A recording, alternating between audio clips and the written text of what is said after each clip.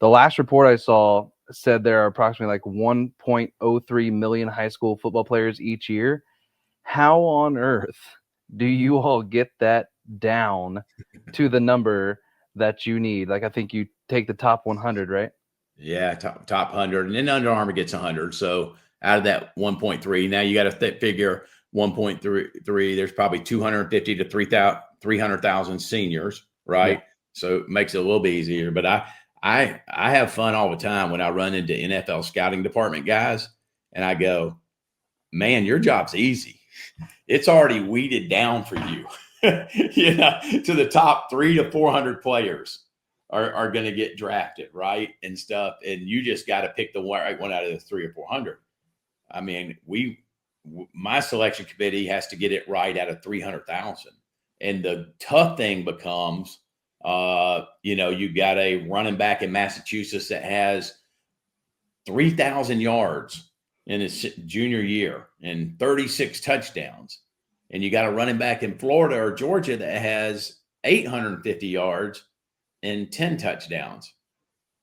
Now, convenience wisdom would say, well, surely take the guy that ran for the 3,000 yards. But you can't do that. I mean, you got to look at it and you got to measure it up, and you got to see, who's going to be that prototypical type pro back, 5'11", 215 to 220, can stick his foot in the ground and cut and everything like that. So it's definitely tough. And I'm not saying we get them all right, but we have a system that we feel like on draft night. I mean, when we sit there and get out of 32 picks, we get 18 to 20, where our guys, some of them 4 years ago, that's pretty darn good. Because I can guarantee you this, 18 of those NFL teams ain't going to hit on their first pick.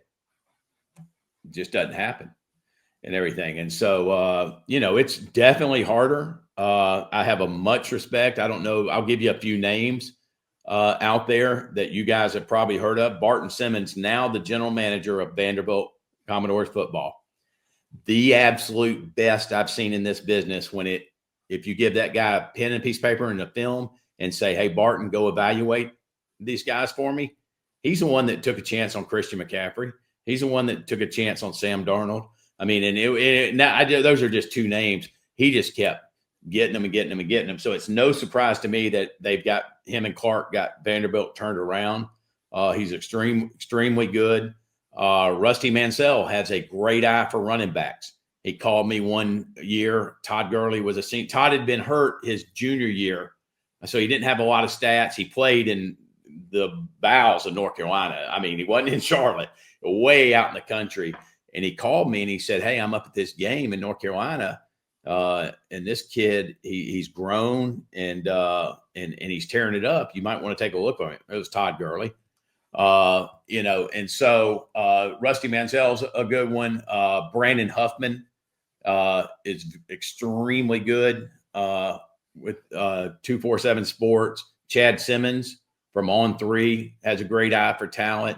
So there's some good ones out there that if I ever had the ability to go own an NFL team or work for an NFL team as a general manager, I'd bring guys like that in because they're just as good as what I see, in draft parties. And that's no slight at, these guys that are in there for the NFL teams or anything. Hey, all glory to them. They were in the right place at the right time, and they got a hard job. But I would swap their job for mine anytime, picking a needle in a haystack out of 350 to 400 players as opposed to 300,000. Hope that answered that, Ryan. No, it did. Quick follow-up. You talked a little bit about like your committee, like the staff that actually does the scouting. How many people we talking there? Like, what kind of staff do you have?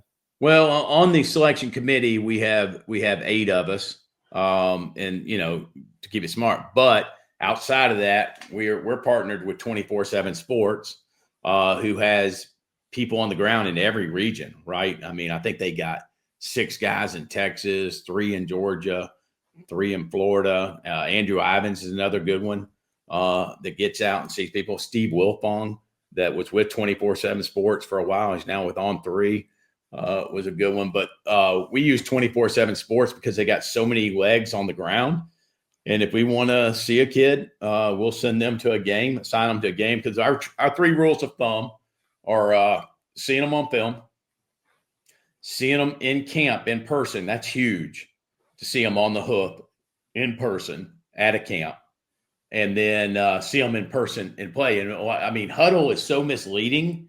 And that's not, I mean, listen, I'm glad huddle's out there. I used to have to go through DVDs and watch the whole game before a huddle. And so huddle, again, but if you like what you see on huddle as a recruiter and scouter, because I can guarantee you colleges do it, you're watching that whole game. Because if this was your 8th place in the game, what'd you do the other 54? That's what I want to see. I know you're going to put your best 8 on there. Let me see what you did the other 54. Did you take them off?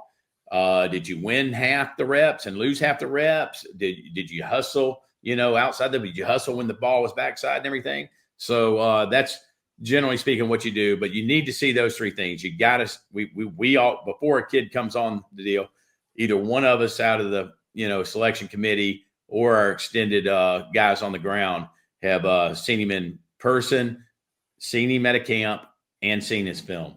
It got to check 3 boxes.